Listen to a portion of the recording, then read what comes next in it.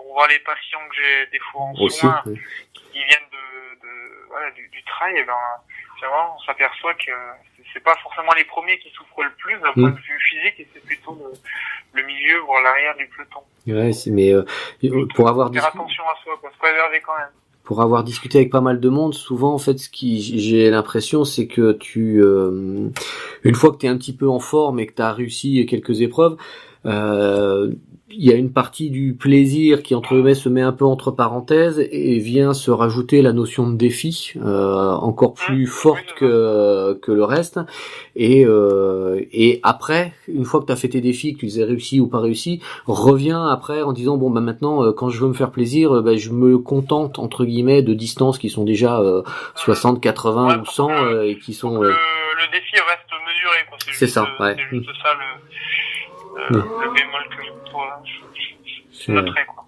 C'est clair. Et pour le coup, pour finir, si les gens veulent te suivre, je les renvoie vers ta page Facebook. Comme ça, ils peuvent aller voir un peu. C'est le meilleur moyen, Facebook ou Instagram, où j'ai 2 comptes. D'accord. Je suis un petit peu, j'aime bien partager les courses, bien sûr, les résultats, mais surtout, mes entraînements, les coins où je vais, les paysages, et puis les belles sorties que je fais en montagne, les petits défis que je me lance, sur des grandes boucles, que ce soit en vélo ou en course à pied, et je partage surtout ça sur mes comptes Facebook et Instagram. Et pour le coup, je mettrai les liens là dans l'article du podcast, comme ça les gens pourront aller suivre ça, s'abonner et puis te suivre en plus avec tes prochains défis là, la TDS et le Grand Raid, ça va être sympa de te suivre, quoi.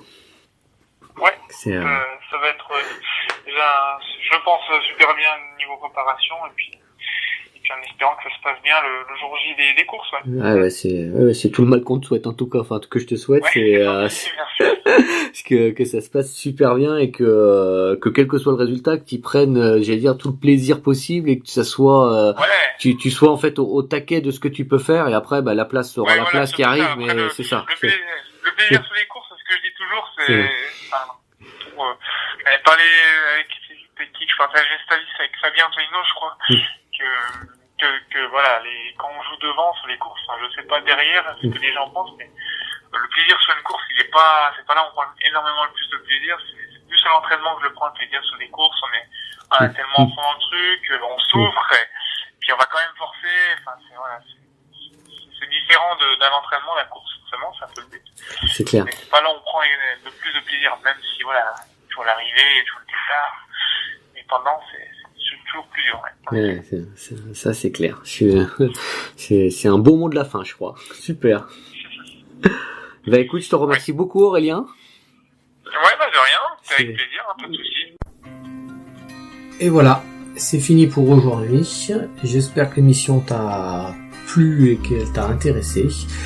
Si tu veux rester informé de toutes mes parutions du podcast ou des articles sur le blog, va t'abonner directement sur le blog et tu recevras une fois par semaine une petite newsletter avec quelques infos sur les parutions, ni plus ni moins.